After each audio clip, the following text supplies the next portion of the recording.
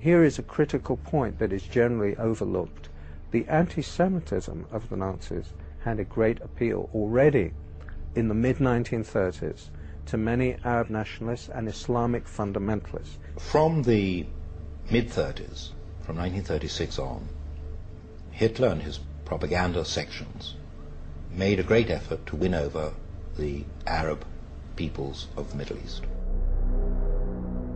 We see that the undisputed leader of the Palestinian Arab national movement of the 1920s, 1930s and 40s, Haj Amin al-Husseini, the Mufti of Jerusalem, was a fervent admirer of Adolf Hitler. The Mufti was one of the founders of the radical Islamic movement, and Hitler saw at once that this man not only could serve his purpose, but wanted to serve his purpose. There is a very important meeting between Hitler and the Mufti of Jerusalem on the 28th of November 1941, of which we have a full protocol. And what Hitler explains is that this is first and foremost a war of extermination against Jewry, and he tells him to lock this secret in his heart. He is revealing it to the Mufti. It's extraordinary he should choose the leader of the Palestinian Arab National Movement for this revelation, which is in an official German document. It seemed strange to us that a Mufti who was not a pure Aryan was being received by Hitler. But they said, no, we have the same goal, which is the extermination of the Jews. The Mufti was sent to the Balkans, where he raised a Bosnian Muslim SS division. He had several SS divisions, the Handschar division, for example, where they had nominally Croatian officers, but the rank and file of the unit were entirely Muslim, Arab Muslims, and they were bringing them in from all over the world. I was utterly astonished that the Grand Mufti of Jerusalem had raised a Panzer division of Bosnian Muslims to fight along the Waffen-SS.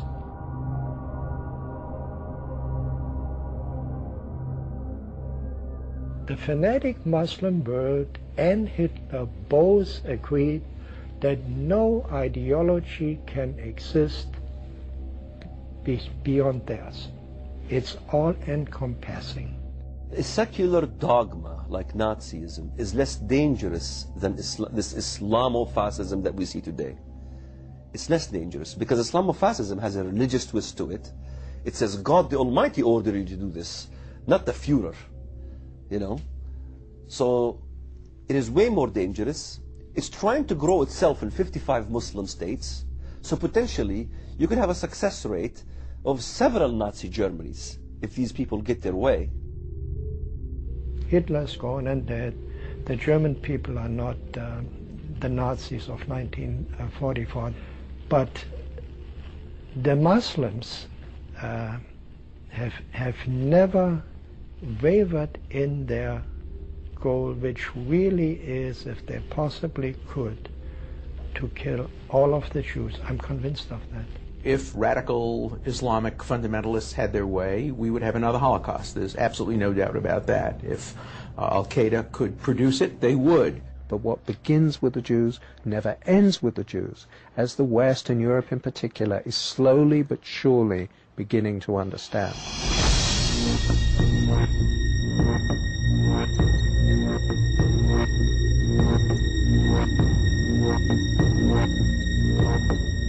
The Jews are the prologue. After the Jews come the real issues. Whatever happens to Israel,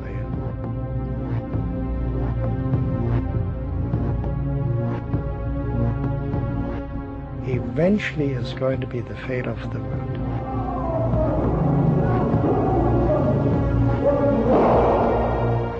Israel presents the warning.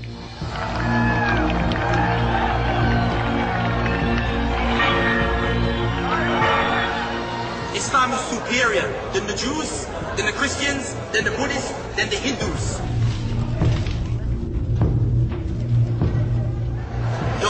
deen Allah accepts is Al-Islam.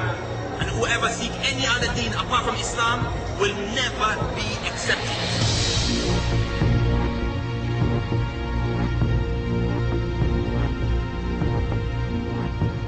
And the Christians are kafirs.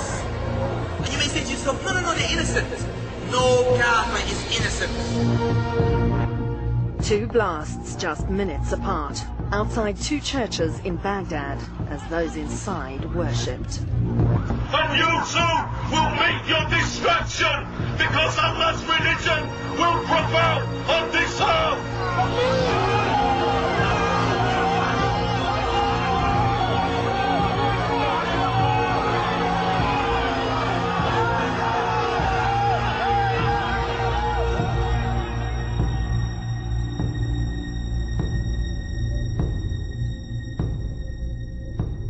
They've been very clear about it. They're the same as Hitler's goals, kill all the Jews, crush the democracies, destroy Western civilization. They wish to strike down the West. They want to defeat the West. They want to defeat Christianity. They want to defeat Judaism. They want to spread Islam in their own way. أن الله عز وجل أوجب علينا أن ننشر هذا الدين في الأرض كلها. It's very clear. We've heard it so many times from many Muslim leaders that they want to Islamize the world. پیام انقلاب پیام جهانی است، در جغرافیا و زمان محدود نمی شود. تردید نکنید که انشاءالله اسلام همه کجا رو فتح خواهد کرد؟ همه قله های جهان رو فتح خواهد کرد. قد حكمنا الدنيا وسيأتي يوم والله نحكم فيه كل الدنيا. سيأتي يوم نحكم فيه أمريكا، سيأتي يوم نحكم فيه بريطانيا، ونحكم فيه كل العالم. Radical Islamic groups want to see the world unified under Islam. It's only a matter of time until we rule Earth, until we control Earth. One day, this very flag will fly over the Parliament in London. We will see this flag that will fly over the White House, and we will see the Black House. The Kaaba will take over the whole world. Islam to the world. You will take over USA. You will take over UK. You will take over Europe. You will defeat them all. You will get victory. You will take over Egypt. We trust in Allah. Indeed, there is He who sent His messenger, Muhammad sallallahu alaihi wasallam, with the deen of Haqq, with Islam, to dominate all of our other religions, to dominate the United States, to dominate the world, even though the non-Muslims may hate it. Takbir, Allahu Akbar, Allahu Akbar, Allahu Akbar, La ilaha illallah.